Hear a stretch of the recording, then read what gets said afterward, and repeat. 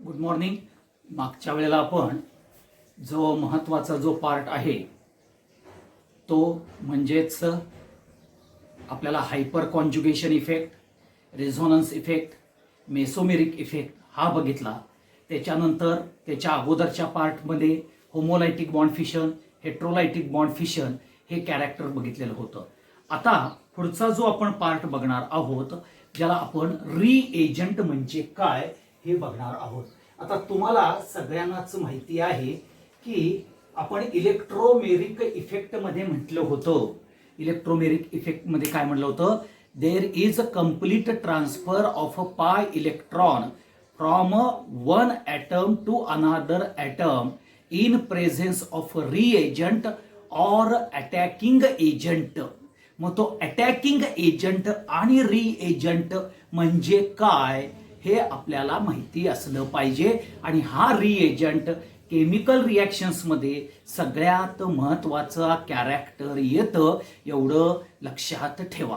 मग आता त्यामध्ये जर आपल्याला रिएजंट म्हणजे काय जर हे बघितलं तर तुम्ही सांगू शकता की स्पेसीज, ओके, स्पेसीज और केमिकल सबस्टन्स, स्पेसीज और केमिकल सबस्टन्स. आता हा लक्षात ठेवा, स्पेसीज किंवा केमिकल सबस्टन्स. मग तो फंक्शनल ग्रुप असणार आहे, OH असेल, CHO असेल, हॅलोजन ग्रुप असतील, त्याला आपण स्पेसीज म्हणतो किंवा केमिकल सबस्टन्स म्हणतो. तर काय करतात? विच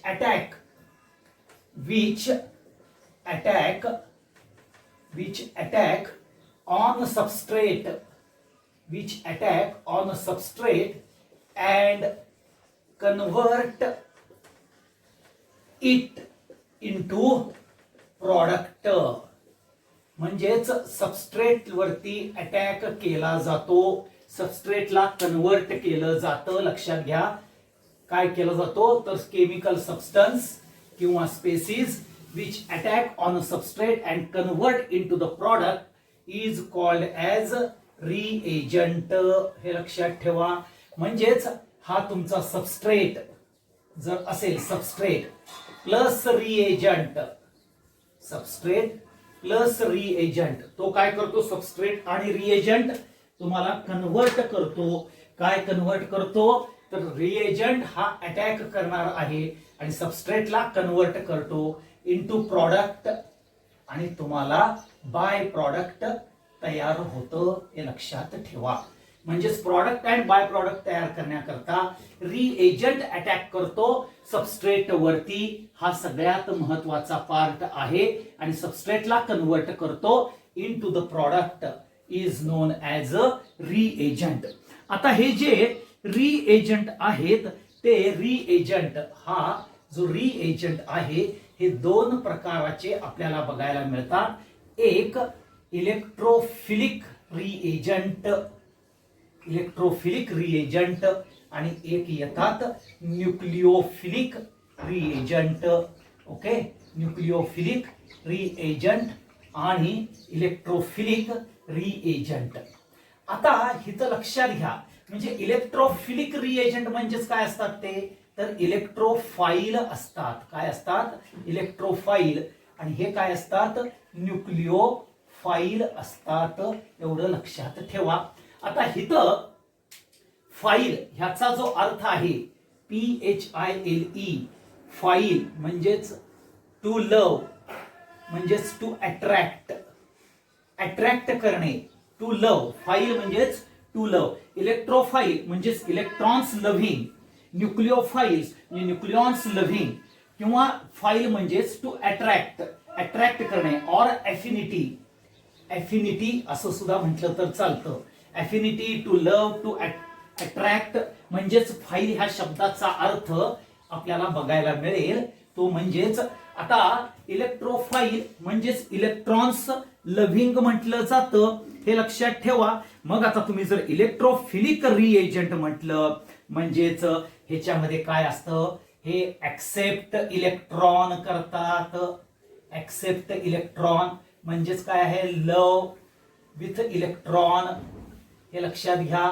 ऍक्सेप्ट इलेक्ट्रॉन करणे हे त्यांच्यातला महत्वाचा part. The reagent which accepts the electron is called as a electrophilic reagent. म्हणजेच आता हे कोण करेल तर accept electron, the species which is electron deficient असलेली स्पेसीज हे काय करणार ऍक्सेप्ट करणार इलेक्ट्रॉन्स, कारण का त्यांचं अट्रॅक्शन असणार आहे, हे लक्षात ठेवा. म्हणजेच आता जर बघितलं तर हे आपल्याला म्हणजे ऍक्सेप्ट द इलेक्ट्रॉन म्हणजेच लव्हिंग इलेक्ट्रॉन. ओके, आपण असं लिहूया इथं, लव म्हणण्याविषयी इथं लव्हिंग इलेक्ट्रॉन लव्हिंग कॅरेक्टर म्हणजेच ऍक्सेप्ट करतात. Species which can electron deficient. आता हे रिप्रेझेंट केले जातात. It is represented as E. आपल्याला ई न रिप्रेझेंट केलं जातं, त्याच्यावरती चार्ज दिला जातो ई प्लस, कारण का ह्याच्यामध्ये इलेक्ट्रॉन्स कमी असतात, म्हणजेच पॉझिटिव्ह चार्ज जास्त असतो निगेटिव्ह चार्ज पेक्षा, एवढं लक्षात ठेवा. And they are. आता इलेक्ट्रॉन ऍक्सेप्ट करतात म्हणून it acts as a Lewis acid. Lewis acid म्हणजे जो स्पेसीज किंवा सबस्टन्स इलेक्ट्रॉन ऍक्सेप्ट करतो तो लेविस ऍसिड म्हणून काम करतो, हे लक्षात ठेवा. आणि जो इलेक्ट्रॉन ऍक्सेप्ट करतो तो पर्टिक्युलरली आपल्याला ऍक्सेप्टिंग द इलेक्ट्रॉन जो करतो तो ऑक्सिडायझिंग एजंट म्हणून काम करतो. काय करतो हा ऑक्सिडायझिंग एजंट म्हणून काम करतो, हे लक्षात ठेवा. आता ह्यामध्ये सेम कॅरेक्टर जर बघितलं तर इथं काय येईल, ऍक्सेप्ट द इलेक्ट्रॉन पेक्षा इथं डोनेट इलेक्ट्रॉन करतो. लव्हिंग विथ न्यूक्लियस लव्हिंग आहे, हे लक्षात ठेवा. दुसरं कॅरेक्टर काय आहे, हा इलेक्ट्रॉन रिच आहे. कोण न्यूक्लिओफाईल, हा इलेक्ट्रॉन रिच स्पेसीज आपल्याला बघायला मिळतात. तिसरं काय आहे, it is represented as NU nucleophile असं रिप्रेझेंट केलं जातं. आणि it acts as a Lewis base जो इलेक्ट्रॉन डोनेट करतो. And it acts as a reducing agent. RA म्हणजेच रिड्युसिंग एजंट आपल्याला बघायला मिळतात, हे लक्षात ठेवा. म्हणजेच दोन प्रकारचे जे रिएजंट्स आहेत त्या दोन प्रकारच्या रिएजंट्स मध्ये इलेक्ट्रोफिलिक रिएजंट आणि न्यूक्लिओफिलिक रिएजंट आहेत, हे लक्षात घ्या. म्हणजेच जो इलेक्ट्रॉन ऍक्सेप्ट करतो, जो इलेक्ट्रॉन्स लव्हिंग आहे तो इलेक्ट्रोफिलिक येतो. का तर तो इलेक्ट्रॉन डेफिशियंट आहे. ज्याच्याकडे डेफिशियन्सी आहे त्यालाच तो अट्रॅक्ट करणार. म्हणजे हितचेचा इलेक्ट्रॉन्स डेफिशियंट असल्यामुळे तो इलेक्ट्रॉन अट्रॅक्ट करतो. आणि म्हणजे इलेक्ट्रॉन अट्रॅक्ट करतो म्हणजेच काय, इलेक्ट्रॉन ऍक्सेप्ट करतो. इलेक्ट्रॉन ऍक्सेप्ट करणारा म्हणजेच इलेक्ट्रोफिलिक रिएजंट येतो आणि तो रिप्रेझेंटेड होतो ई प्लस न.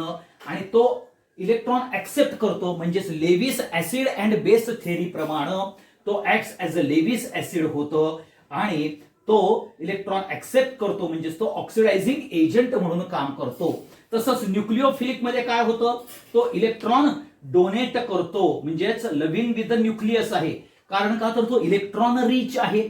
इलेक्ट्रॉन रिच असल्यामुळं तो इलेक्ट्रॉन डोनेट करतो आणि इलेक्ट्रॉन डोनेट करणाऱ्याला लेविस बेस म्हणतात आणि तो रिड्युसिंग एजंट म्हणून काम करतो, हे लक्षात ठेवा. आणि त्याचं रिप्रेझेंटेड बाय NU हे केलं जातं, हे लक्षात ठेवा. हा सगळ्यात महत्वाचा पार्ट येतो रिएजंटच्या बाबतीतला. आता हे जे रिएजंट्स आहेत इलेक्ट्रोफिलिक रिएजंट आणि न्यूक्लिओफिलिक रिएजंट, हे जर तुम्ही बघितले तर ह्यांच्यामध्ये जर आपण कॅरेक्टर जर बघितलं तर लक्षात घ्या, तर ह्यांच्यामध्ये कॅरेक्टर्स जर लक्षात कॅरेक्टर जर आपण लक्षात घेतलं, कॅरेक्टर मध्ये जर आपण लक्षात घेतलं तर इलेक्ट्रोफिलिक रिएजंट आणि न्यूक्लिओफिलिक रिएजंट हे जर आपण आता मगाशी आपण बघितलं इलेक्ट्रोफिलिक रिएजंट म्हणजे काय, न्यूक्लिओफिलिक रिएजंट म्हणजे काय हे आपण बघितलेलं होतं. तर आता इलेक्ट्रोफिलिक रिएजंट मध्ये आपल्याला इलेक्ट्रोफिलिक रिएजंट हे दोन टाइप्स मध्ये येतात. एक पॉझिटिव्ह चार्ज ज्याला आपण कॅशायन म्हणतो, पॉझिटिव्ह चार्ज म्हणजेच इलेक्ट्रोफाईल म्हणजेच इलेक्ट्रॉन डेफिशियंट येतात, आणि न्यूट्रल इलेक्ट्रोफाईल म्हणून पण येतात. आता न्यूट्रल इलेक्ट्रोफाईल मध्ये सुद्धा आपल्याला इलेक्ट्रॉन डेफिशियंट कॅरेक्टर म्हणतात, हे लक्षात ठेवा. आता ह्याच्यामध्ये ज्याच्यावरती पॉझिटिव्ह चार्ज आहे H plus, NO2 plus, Cl plus, Na plus, SO3H, iodine plus, Br plus, हे सगळे तुम्हाला पॉझिटिव्ह चार्ज कॅशायन इलेक्ट्रोफाईल मध्येच बघायला मिळतात, कारण ते इलेक्ट्रॉन डेफिशियंट आहे. पण तो न्यूट्रल कॅरेक्टर मध्ये काय येतं तर BF3, AlBr3, SO3, AlCl3, ZnCl2, CCl2, BeCl2, FeBr3 हे सगळे आपल्याला न्यूट्रल कॅरेक्टर मध्ये येतात, न्यूट्रल इलेक्ट्रोफिलिक रिएजंट म्हणून काम करतात.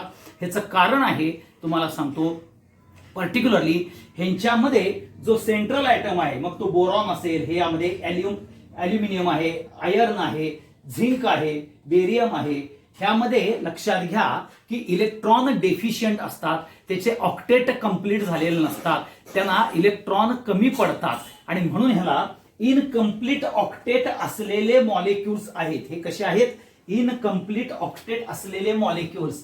आणि म्हणून इनकम्प्लीट ऑक्टेट म्हणजेच ऑक्टेट म्हणजे 8 इलेक्ट्रॉन कमी असलेले जे कंपाऊंड्स आहेत त्याला इनकम्प्लीट ऑक्टेट कंपाऊंड म्हणतात. ते इलेक्ट्रॉन डेफिशियंट येतात, आणि म्हणून ते रिॲक्शन्स मध्ये म्हणजेच ऍज अ रिएजंट म्हणून ज्यावेळेला काम करतात त्यावेळेला ते इलेक्ट्रोफिलिक रिएजंट म्हणून काम करतात.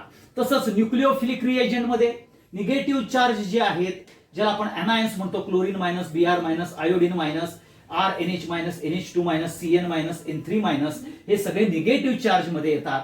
आणि न्यूट्रल न्यूक्लिओफाईल मध्ये जिथं लोन पेअर ऑफ इलेक्ट्रॉन्स आहेत, आता नायट्रोजन वरती लोन पेअर आहे, हा अमाइन आहे, अमाइन वरती लोन पेअर आहेत, अल्कोहोल मध्ये लोन पेअर आहेत, थायो अल्कोहोल मध्ये लोन पेअर आहेत, LiLH4, PCl5, SF6, RLi यांच्यासारखे जे आपल्याला न्यूट्रल कॅरेक्टर्स मध्ये आपल्याला काय बघायला मिळतात, न्यूट्रल न्यूक्लिओफिलिक रिएजंट. आता न्यूट्रल न्यूक्लिओफिलिक रिएजंट मध्ये काय होतात तर इथं एक्सपांडेड ऑक्टेट काय आहे, एक्सपांडेड ऑक्टेट असलेले आहेत, म्हणजे 8 पेक्षा जास्त इलेक्ट्रॉन्स त्यांच्या ऑक्टेटमध्ये प्रेझेंट असतात, म्हणून ते इलेक्ट्रॉन रिच असतात. आणि इलेक्ट्रॉन रिच म्हणजेच ते न्यूक्लिओफिलिक कॅरेक्टर्स येतात.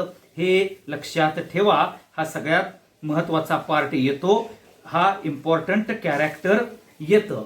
आता ह्यामध्ये जर तुम्ही न्यूक्लिओफाईल आणि इलेक्ट्रोफाईल्स मध्ये जर डिफरन्स बघितला तर डिफरन्स काय आहे तर पहिल्यांदा तुम्हाला माहिती आहे की दे आर इलेक्ट्रॉन डेफिशियंट, हे इलेक्ट्रॉन रिच आहे, हे इलेक्ट्रॉन ऍक्सेप्ट करतात, या न्यूक्लिओफाईल इलेक्ट्रॉन डोनेट करतात, हे लक्षात ठेवा.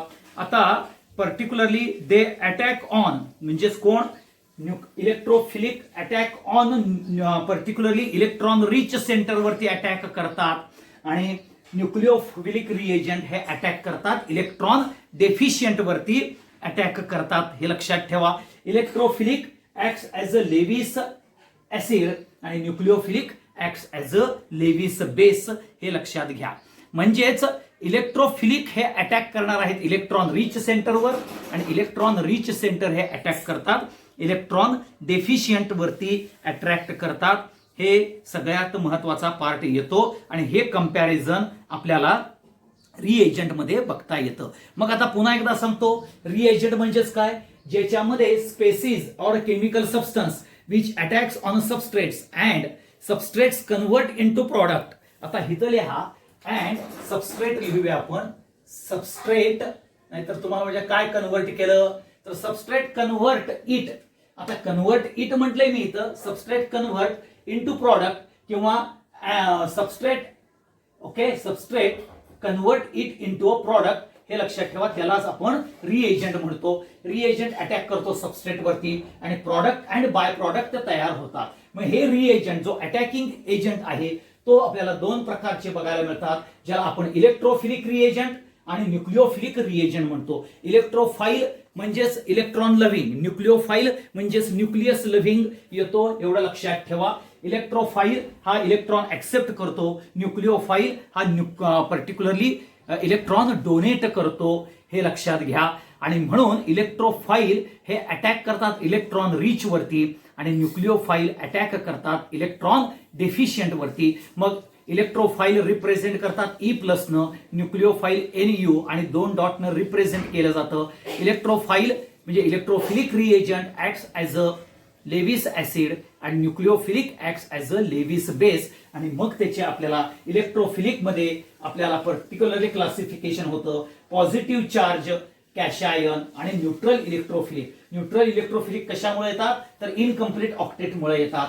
तसंच न्यूक्लिओफिलिक मध्ये निगेटिव्ह चार्ज आणि neutral nucleophilic. Neutral nucleophilic it is a produce by a lone pair or expanded octet असलेले जे एक सबस्टन्स आहेत, केमिकल स्पेसिस आहेत, ते न्यूक्लिओफिलिक रिएजंट म्हणून काम करतात, एवढं लक्षात ठेवा. हा सगळ्यात महत्वाचा पार्ट येतो जो आपण रिएजंटचा पार्ट बघितला जातो. आता ह्याच्या पुढचा जो पार्ट बघणार आहोत तो म्हणजेच आपल्या येतात टाइप्स ऑफ रिएक्शन. काय येतात ज्याला आपण टाइप्स ऑफ रिएक्शन म्हटलं जातं. तर ही जे टाइप्स ऑफ रिएक्शन्स ज्या आहेत त्या कुठल्या कुठल्या आहेत हे आपण बघून घेऊया. Types of reaction. आता टाइप्स ऑफ रिएक्शन हे ज्या वेळेला आपण बघतो तर हे कशावरती असणार आहे तर टाइप्स ऑफ रिएक्शन्स ह्याच्यामध्ये आपल्याला पर्टिक्युलरली लक्षात घ्या. टाइप्स ऑफ रिएक्शन हे ज्या वेळेला आपण बघतो त्याच्यावरती काय म्हणतात त्याला कॅरेक्टर ठरवतो टाइप्स ऑफ रिएक्शन्सचा. म्हणजेच तुम्हाला सबस्ट्रेट आणि रिएजंट हा महत्वाचा आहे टाइप्स ऑफ रिएक्शन्स ठरवत असताना. मग पहिल्या आपल्या टाइप्स ऑफ रिएक्शन्स मध्ये जो पहिलं कॅरेक्टर येतं तेच म्हणजेच लक्षात घ्या की टाइप्स ऑफ रिएक्शन्स मध्ये सबस्टिट्यूशन रिएक्शन हे एक पहिलं कॅरेक्टर येतं. दुसरं येतं ऍडिशन रिएक्शन हे दुसरं कॅरेक्टर येतं. तिसरं कॅरेक्टर येतं ज्याला आपण इलिमिनेशन रिएक्शन म्हणतो. ओके. चौथं जे कॅरेक्टर येतं ज्याला आपण रिअरेंजमेंट रिएक्शन असं आपण म्हटलं जातं, हे लक्षात घ्या. हे टाइप्स ऑफ रिएक्शन्स आहेत ज्याला न्यूक्लिओफिलिक आपण काय म्हणतो म्हणजे सबस्टिट्यूशन ही रिएक्शन्स म्हणतो. आता ह्या सबस्टिट्यूशनला दुसरं नाव आहे ज्याला आपण डिस्प्लेसमेंट रिएक्शन सुद्धा तुम्ही त्याला म्हणू शकता. सबस्टिट्यूशनला डिस्प्लेसमेंट, कारण ही तुम्हाला 10वी पर्यंत तुम्ही डिस्प्लेसमेंट, डबल डिस्प्लेसमेंट हे बघितलेलं आहे. Substitution, addition reaction, elimination reaction and rearrangement reaction हे आपण बघतो. आता सबस्टिट्यूशन रिएक्शन्स मध्ये काय होतं तर बघा, हा तुमचा जर सबस्ट्रेट असेल RX आणि तुमचा हा आपल्याला पर्टिक्युलरली KOH घेतला, हा रिएजंट घेतला. आता हा OH हा निगेटिव्ह पार्ट आहे आणि हा X पण निगेटिव्ह पार्ट आहे. आता ह्या X ला OH सबस्टिट्यूट करतो आणि ROH तयार होतं आणि KX तयार होतं. म्हणजेच काय होतं पर्टिक्युलरली रिप्लेस केलं जातं, डिस्प्लेस केलं जातं एका मॉलिक्युल्सहून किंवा एका ऍटमनं दुसऱ्या ऍटमला किंवा एका फंक्शनल ग्रुपनं दुसऱ्या फंक्शनल ग्रुपला. इथं हॅलोजन फंक्शनल ग्रुप आहे त्याला सबस्टिट्यूट करतो OH. मग ज्या वेळेला रिप्लेस करणे किंवा डिस्प्लेस करणे ह्याला सबस्टिट्यूशन म्हणतात. बघा तुम्ही आपण पर्टिक्युलरली क्रिकेटमध्ये म्हणतो बघा की Virat Kohli it is going to be substituted to the Ajinkya Rahane किंवा Ajinkya Rahane is going to be substituted to Virat Kohli. Substitution म्हणजे काय रिप्लेसमेंट करणे, म्हणजेच थोडक्यात डिस्प्लेसमेंट करणे. आता ऑर्गॅनिक रिएक्शनच्या बाबतीत सबस्टिट्यूशन म्हणजेच काय येईल राजानो लक्षात घ्या. इथं जी सबस्टिट्यूशन रिएक्शन येते ह्या सबस्टिट्यूशन रिएक्शन्स मध्ये लक्षात घ्या की ह्यामध्ये आपल्याला फंक्शनल ग्रुप ऑर ऍटम हे एकमेकाला रिप्लेस करतात, सबस्टिट्यूट करतात. हे लक्षात ठेवा. हा सगळ्यात महत्वाचा पार्ट येतो. मग आता हे ज्या सबस्टिट्यूशन रिॲक्शन्स आहेत, ह्या सबस्टिट्यूशन रिॲक्शन्स जर तुम्ही बघितल्या तर दोन प्रकारच्या सबस्टिट्यूशन रिॲक्शन्स बघायला मिळतात. एक न्यूक्लिओफिलिक सबस्टिट्यूशन, न्यूक्लिओफिलिक सबस्टिट्यूशन ही एक बघायला मिळते, किंवा electrophilic substitution. Okay, electrophilic substitution ही रिॲक्शन आपल्याला बघायला मिळेल. आणि तिसरं जे येतं free radical substitution. Free radical substitution ह्या रिॲक्शन्स आपल्याला बघायला मिळतात. आता न्यूक्लिओफिलिक सबस्टिट्यूशन म्हणजे काय? म्हणजेच इलेक्ट्रॉन रिच सेंटरला इलेक्ट्रॉन रिच न सबस्टिट्यूट करायचं, त्याला न्यूक्लिओफिलिक सबस्टिट्यूशन्स म्हणतात. आता ह्या न्यूक्लिओफिलिक सबस्टिट्यूशन्स मध्ये SN1 आणि SN2 रिॲक्शन आपल्याला बघायला मिळतात. म्हणजेच हा न्यूक्लिओफाईल आहे की नाही, ह्या न्यूक्लिओफाईलला ह्या न्यूक्लिओफाईलनं सबस्टिट्यूट केलं, म्हणजे हा OH मायनस आहे आणि हा X पण मायनस आहे. मायनस टू मायनस म्हणजे न्यूक्लिओफाईल टू न्यूक्लिओफाईल सबस्टिट्यूशन असेल तर न्यूक्लिओफिलिक. आणि जर तुम्ही पॉझिटिव्ह चार्ज टू पॉझिटिव्ह म्हणजे इलेक्ट्रोफाईल टू इलेक्ट्रोफाईल अशी जर सबस्टिट्यूशन असेल तर इलेक्ट्रोफिलिक सबस्टिट्यूशन आपल्याला बघायला मिळतं. हे लक्षात ठेवा. ओके. आणि फ्री रॅडिकल सबस्टिट्यूशन म्हणजे ज्याच्यामध्ये फ्री रॅडिकल जनरेट होतात आणि फ्री रॅडिकल सबस्टिट्यूट होतात, अशा ज्या रिॲक्शन्स आहेत त्याला फ्री रॅडिकल सबस्टिट्यूशन्स म्हटलं जातं. हे लक्षात ठेवा. मग तुमच्या ह्याच्यामध्ये ही एक रिॲक्शन्स मी सांगितलेलीच आहे. आता इलेक्ट्रोफिलिक सबस्टिट्यूशन्स म्हणजे मध्ये जर रिॲक्शन जर बघितली तर इलेक्ट्रोफिलिक सबस्टिट्यूशनला जर तुम्ही हा पर्टिक्युलरली बेन्झिन ग्रुप घेतला, ओके, आणि इथं HNO3 जर घेतला तर आपल्याला हा HONO2 असं येतं. आणि हा NO2 बेन्झिनच्या हायड्रोजनला सबस्टिट्यूट करतो आणि आपल्याला नायट्रोबेन्झिन सारखा प्रॉडक्ट तयार होतो, नायट्रोबेन्झिन. आता हा NO2 पॉझिटिव्ह चार्जचा आहे आणि ह्याच्यावरचा जो हायड्रोजन आहे तो पॉझिटिव्ह चार्ज असलेला रिएजंट म्हणजे कुठला? इलेक्ट्रोफाईल. मग इलेक्ट्रोफाईलला इलेक्ट्रोफाईलनं सबस्टिट्यूट केलं की इलेक्ट्रोफिलिक सबस्टिट्यूशन कॅरेक्टर येतं. एवढं लक्षात ठेवा. हे substitution reactions nucleophile to nucleophile. आता जसं आपण SN1 आणि SN2 रिॲक्शन्स बघितल्या तसंच आपल्याला पर्टिक्युलरली ज्या वेळेला तुम्ही मेकॅनिझम कॅरेक्टर्स बघता त्यावेळेला म्हणजे SN1 SN2 जसं सबस्टिट्यूशनच्या कॅरेक्टर्स बघता तसंच आपल्याला इलेक्ट्रोफिलिक सबस्टिट्यूशन्स कॅरेक्टर्समध्ये पर्टिक्युलरली ह्याच्यामध्ये आपण लक्षात घ्या. जसं SN1 म्हणजेच इथंच इलेक्ट्रोफिलिक कॅरेक्टर्समध्ये SE1 आणि SE2 अशा कॅरेक्टर्स बघायला मिळतात. म्हणजेच इलेक्ट्रोफिलिक सबस्टिट्यूशन आणि इलेक्ट्रोफिलिक सबस्टिट्यूशन दोन्ही पण, म्हणजेच युनिमॉलिक्युलर आणि बायमॉलिक्युलर. इथं सुद्धा युनिमॉलिक्युलर आणि बायमॉलिक्युलर म्हणजे न्यूक्लिओफाईलनं न्यूक्लिओफाईल सबस्टिट्यूशन करत असताना सिंगल मॉलिक्युल वरती म्हणजे सिंगल मॉलिक्युल्सच्या कॉन्सन्ट्रेशन वरती जर ती रिॲक्शन अवलंबून असेल, ओके, जर तो न्यूक्लिओफाईल असेल तर न्यूक्लिओफिलिक आणि जर तो इलेक्ट्रोफाईल असेल तर इलेक्ट्रोफिलिक. आणि जर सिंगल मॉलिक्युल्स वरती म्हणजे दोन मॉलिक्युल्स म्हणजे तुम्हाला माहिती आहे रिॲक्शन्स मध्ये बघा, हा आला सबस्ट्रेट आणि हा आला रिएजंट. ओके, ज्या वेळेला ओनली सबस्ट्रेटच्या कॉन्सन्ट्रेशन वरती जर रिॲक्शन अवलंबून असेल तर ती आयदर SN1 होऊ शकते किंवा आयदर SE1 होईल. म्हणजे इलेक्ट्रोफिलिक सबस्टिट्यूशन होईल किंवा न्यूक्लिओफिलिक होईल. आणि जर सबस्ट्रेट आणि रिएजंट ह्या दोघांच्याही कॉन्सन्ट्रेशन वरती अवलंबून असेल तर SN2 पण होईल आणि SE2 पण होऊ शकते. हे लक्षात ठेवा. त्याचे जे मेकॅनिझम्स आहेत ते पुढच्या पार्ट मध्ये आपण बघायचे आहेत. हे लक्षात घ्या. त्याच्यानंतर आपल्याला येईल ऍडिशन रिॲक्शन. ओके, पुढचा जो पार्ट येईल ज्याला आपण ऍडिशन रिॲक्शन्स असं म्हणणार आहे. ऍडिशन रिॲक्शन म्हणजेच आता ऍडिशन रिॲक्शन जी आहे ती ऍडिशन रिॲक्शन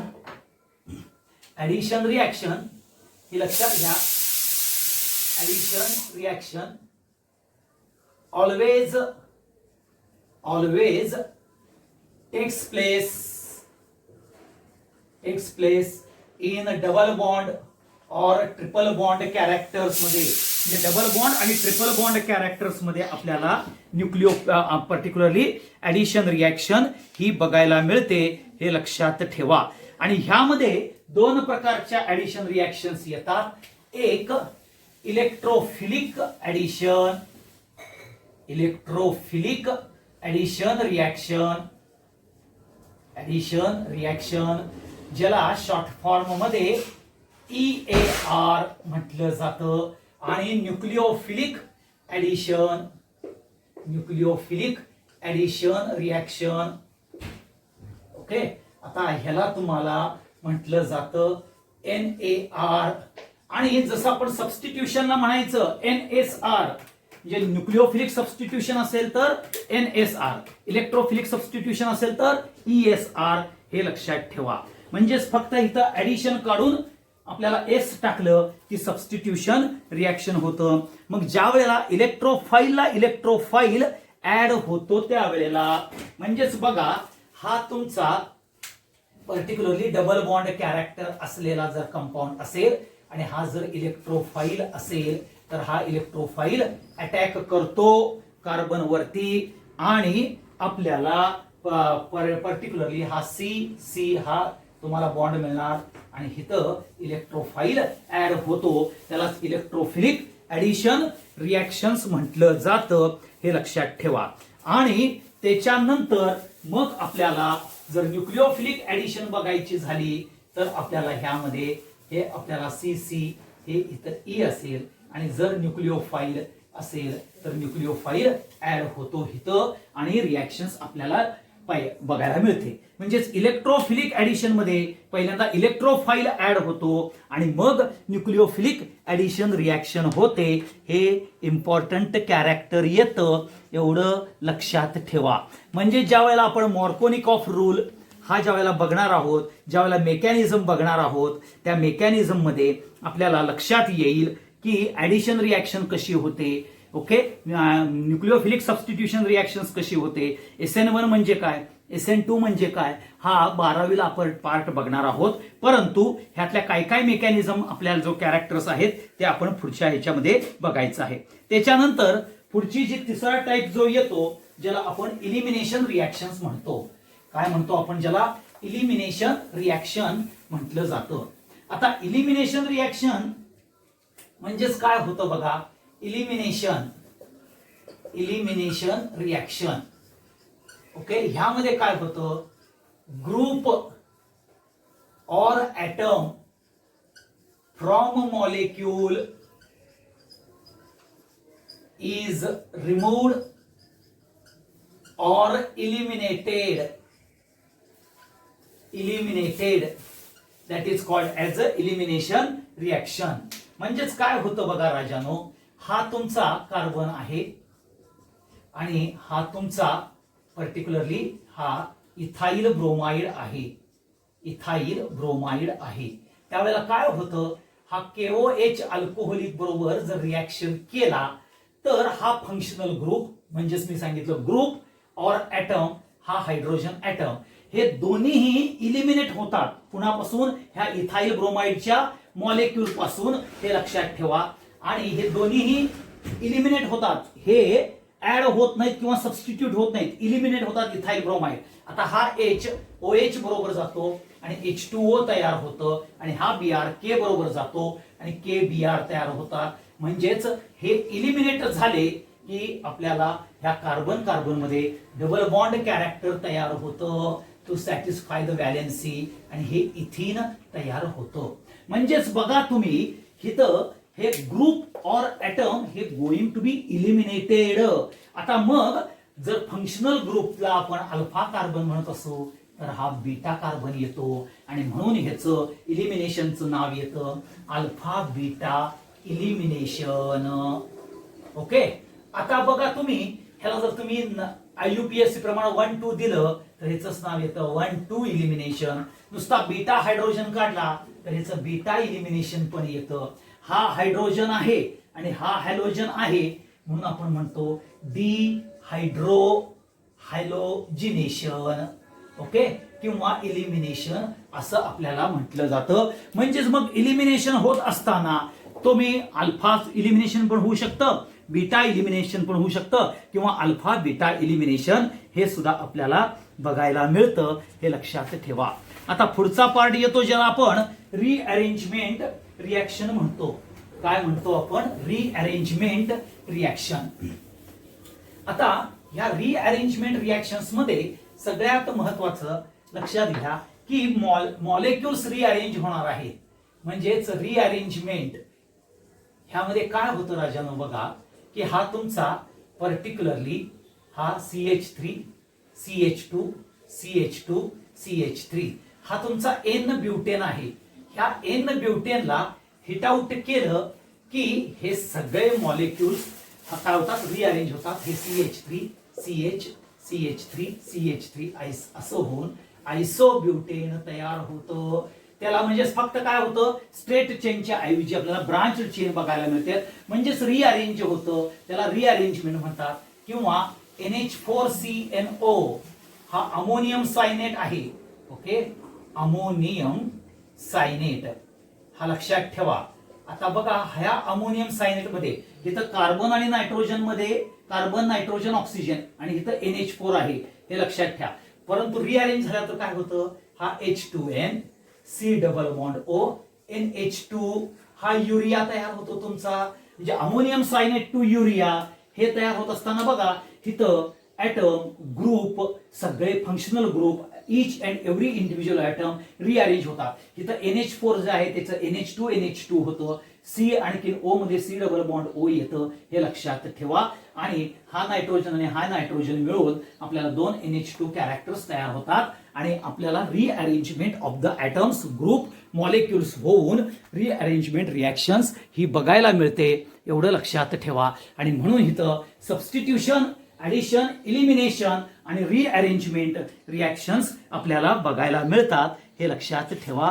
हा सगळ्यात महत्वाचा पार्ट येतो. मग आता हे ज्या सबस्टिट्यूशन्स रिॲक्शन्स आपण ज्या बघितल्या, nucleophilic substitution reaction, electrophilic substitution reaction, तसंच आपल्याला electrophilic addition, nucleophilic addition, rearrangement, elimination reaction, ह्या ज्या गोष्टी आहेत ह्याचं मेकॅनिझम हे कशा पद्धतीनं होतं ते साधारणपणे आपण उद्याच्या भागात बघूया, एवढं लक्षात ठेवा. हा सगळ्यात महत्वाचा जो पार्ट आहे, जो आपण आता जो टाइप्स ऑफ रिॲक्शन रिएजंट असं बघितलेलं आहे. मग आता मेकॅनिझमचे टाइप्स कुठले येतात? तर मेकॅनिझमचे टाइप्स एक बघा, आपलं बॉन्ड फिशन वरती आता मेकॅनिझम ठरतं, एवढं लक्षात ठेवा. ओके, बॉन्ड फिशन वरती मेकॅनिझम ठरतं. जर बघितलं तुम्ही, जर पहिला आपल्याला होमोलायटिक मध्ये फ्री रॅडिकल तयार होतात आणि हेट्रोलायटिक मध्ये कार्बोकॅशन अँड कार्बॅनियन तयार होतात. म्हणजेच तुमच्याकडं आपल्याला एक मेकॅनिझम येणार आहे फ्री रॅडिकल मेकॅनिझम आणि दुसरं येतं ज्याला आपण आयोनिक किंवा पोलर मेकॅनिझम म्हणतो. आता हे आयोनिक आणि पोलर मेकॅनिझम आहे, ह्याच्यामध्ये न्यूक्लिओफाईल अटॅक करतो का इलेक्ट्रोफाईल अटॅक करतो, तो सबस्टिट्यूशन करतो का ऍडिशन करतो, त्याच्यावरती आपल्याला मेकॅनिझम बघायला मिळतं. म्हणजेच मगाशी मी सांगितलं, जर इलेक्ट्रोफाईलला इलेक्ट्रोफाईलनं सबस्टिट्यूट केला तर इलेक्ट्रोफिलिक सबस्टिट्यूशन येईल. न्यूक्लिओफाईलला जर न्यूक्लिओफाईलनं केला तर न्यूक्लिओफिलिक सबस्टिट्यूशन येईल. मग मी काय मगाशी सांगताना मी SN1 SN2 SE1 SE2 हे काय आहेत? मेकॅनिझमच आहेत, हे लक्षात ठेवा. हा सगळ्यात महत्वाचा. मग ह्या मेकॅनिझम मध्ये जर ओनली सबस्ट्रेटचं कॉन्सन्ट्रेशन जर इन्व्हॉल्व असेल, ओके, सबस्टिट्यूशन्स मध्ये सबस्ट्रेटचं कॉन्सन्ट्रेशन जर इन्व्हॉल्व आहे आणि तो जर न्यूक्लिओफिलिक सबस्टिट्यूशन असेल तर SN1, इलेक्ट्रोफाईल असेल तर SE1, ह्या पद्धतीनं आपल्याला मेकॅनिझम बघायला मिळतात, हे लक्षात ठेवा. आणि म्हणून फ्री रॅडिकल मेकॅनिझम मी तुम्हाला सांगितलं, फ्री रॅडिकल तयार कुठं होतात रे राजानो? तर होमोलायटिक बॉन्ड फिशन मध्ये. होमोलायटिक बॉन्ड फिशन कसं आहे? Symmetrical breaking of a bond आहे. Symmetrical breaking of a bond मध्ये ऍटम स्वतःचे इलेक्ट्रॉन्स रिटेन करतात, हे सांगितलेलं आहे तुम्हाला. आणि हे सगळं होमोलायटिक बॉन्ड फिशन हे जर तुम्ही बघितलं तर ते कशामध्ये होतं रे राजानो? जर तुम्ही बघितलं होमोलायटिक बॉन्ड फिशन हे नॉन पोलर सॉल्व्हंटमध्ये होतं. म्हणजे सगळे peroxides, heat, UV radiation, diffuse light, sunlight, gamma radiation हे जे काय आहेत किंवा CS2, CCl4, H2O2, benzoyl peroxide हे सगळे नॉन पोलर सॉल्व्हंट आहेत. नॉन पोलर सॉल्व्हंट जिथं जिथं अॅरोवरती येतील ते म्हणजेच फ्री रॅडिकल मेकॅनिझम होय. परंतु ज्या वेळेला तुम्हाला वॉटर, अल्कोहोल, DMSO, DMF ह्यांच्यासारखे ज्या वेळेला अप्रोटिक सॉल्व्हंट येतील, प्रोटिक म्हणजे जे प्रोटॉन असलेले आणि अप्रोटिक म्हणजे प्रोटॉन नसलेले परंतु पोलर कॅरेक्टर, ते म्हणजे DMSO आणि DMF हे अप्रोटिक सॉल्व्हंट मध्ये येतात. आता ही ज्या वेळेला आपल्याला कुठलं बॉन्ड फिशन करणार? हेटेरोलायटिक बॉन्ड फिशन करणार. आणि मग हेटेरोलायटिक बॉन्ड फिशन केलं तर आपल्याला दोन प्रकार तयार होणार आहेत, एक इलेक्ट्रोफाईल आणि एक न्यूक्लिओफाईल. म्हणजेच मग इथं आयोनिक म्हणजेच पोलर सब कॅरेक्टर, पोलर मेकॅनिझम हे बघायला मिळणार आहे. हे लक्षात ठेवा.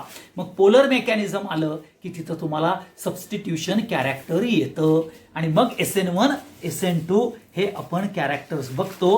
हे इम्पॉर्टंट फॅक्टर आहे. आणि तसंच जर इलेक्ट्रोफाईलचं असेल तर इलेक्ट्रोफिलिक कॅरेक्टर्स येतं. आणि मग जिथं आपल्याला डबल बॉन्ड कॅरेक्टर्स येतात, म्हणजेच अल्किनमध्ये असले, अल्काईनमध्ये डबल बॉन्ड आणि ट्रिपल बॉन्ड कॅरेक्टर येतात, तर तिथं आपल्याला इलेक्ट्रोफिलिक ॲडिशन आणि न्यूक्लिओफिलिक ॲडिशन रिॲक्शन्स बघायला मिळतात. आणि हे जे ॲडिशन रिॲक्शन्स आहेत हे बऱ्याच वेळेला आपल्याला नाव फक्त लक्षात ठेवा, मॉर्कोनिकॉफ रूल किंवा पेरॉक्साईड इफेक्ट हे ना आपल्याला ती ॲडिशन ही बघायला मिळते. न्यूक्लिओफिलिक ॲडिशन आणि पर्टिक्युलरली कुठली addition? Electrophilic addition and nucleophilic addition हे पर्टिक्युलरली मॉर्कोनिकॉफ रूल किंवा पेरॉक्साईड इफेक्टनं बघायला मिळते. तसंच इलिमिनेशन रिॲक्शनचं सुद्धा आपल्याला काय बघायला मिळतं?